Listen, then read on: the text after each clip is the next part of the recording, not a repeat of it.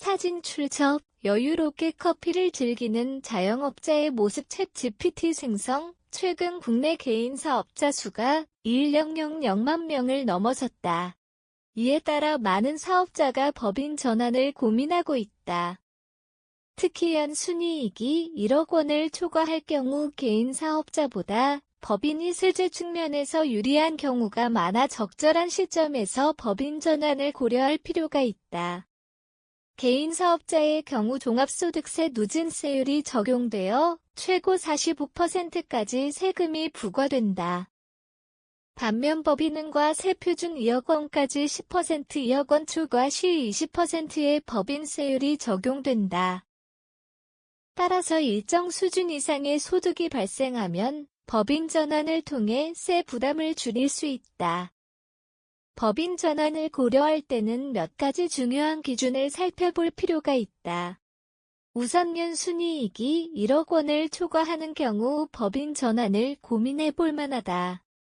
개인 사업자는 종합소득세율이 최고 45%까지 적용될 수 있지만 법인은 일정한 정률세율이 적용되므로 수익이 일정 수준 이상이면 법인세 부담이 더 낮아질 수 있다.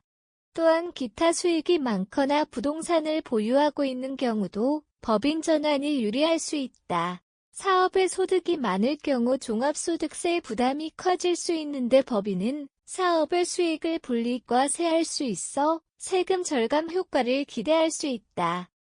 더불어 사업 확장이나 투자 유치가 필요한 상황이라면 법인 전환을 고려하는 것이 좋다. 법인은 개인 사업자보다 신용도가 높아 자금 조달이 용이하며 주식 발행 등을 통해 외부 투자를 유치할 수도 있다.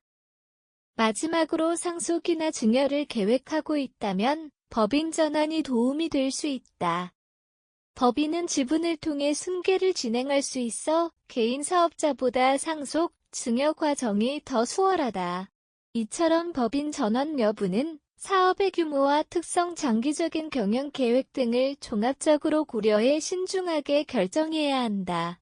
법인 전환을 결정하기 전에 반드시 고려해야 할 사항들이 있다. 먼저 법인 설립에 따른 비용과 운영비 증가를 신중히 검토해야 한다.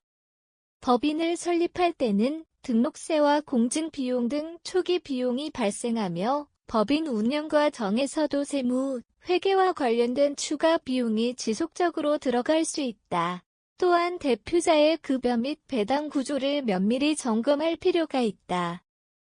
법인은 대표자의 소득을 급여나 배당의 형태로 지급해야 하므로 이에 따른 추가 세금 부담이 발생할 수 있다.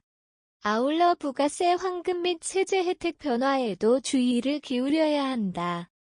업종에 따라서는 개인 사업자가 법인보다 세제 혜택을 받을 수 있는 경우도 있으므로 법인 전환 전에 충분한 검토가 필요하다.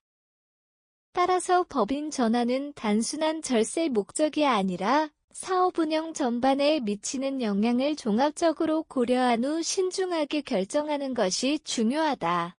법인 전환 신중한 접근이 필요. 법인 전환은 단순한 절세 목적이 아니라 사업 확장, 투자 유치, 경영 안정성 등을 종합적으로 고려해야 한다.